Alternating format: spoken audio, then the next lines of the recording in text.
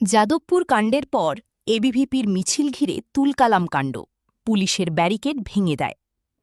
আজ ২০ আগস্ট বৃহস্পতিবার ঠিক সকাল ১১টায় এবিভিপির ডাকে যাদবপুর চলো ডাক মহামিছিলকে ঘিরে তুলকালাম কাণ্ড ঘটে।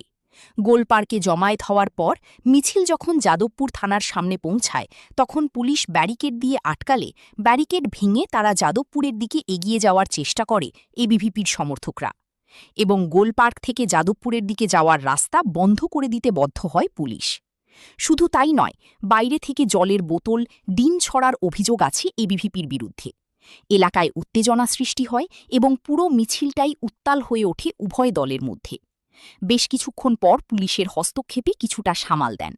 দলের মধ্যে বাগবিতণ্ডা চলতে থাকে। রিপোর্টার সমরেশ রায় ও শম্পা দাস, কলকাতা, পশ্চিমবঙ্গ।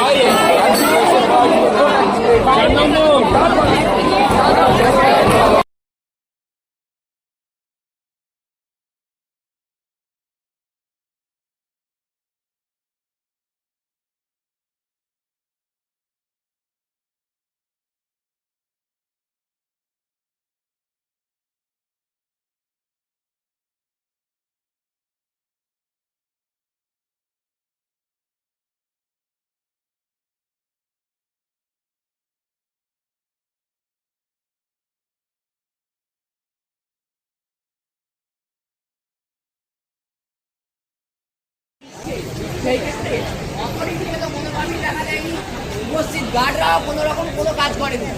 এছাড়াও আমরা যখন ভিসি, প্রভিসি, রেজিস্ট্রার, ডিন এদেরকে ক্রমাগত ফোন করে গেছি, যখন আমাদেরকে অরবিন্দ ভবনে আটকে রাখা হয়েছে কেউ তার জবাব দেয়নি। তারা এখনও কোনো রকম মুখ খুলছেন না যে ক্যাম্পাস সিকিউরিটি, ক্যাম্পাসের ছাত্রদের ওপর যে এই এবিভিপি, আরএসএস, বিজেপি, বিশ্ব হিন্দু পরিষদের গুন্ডারা আক্রমণ নামিয়ে এনেছে।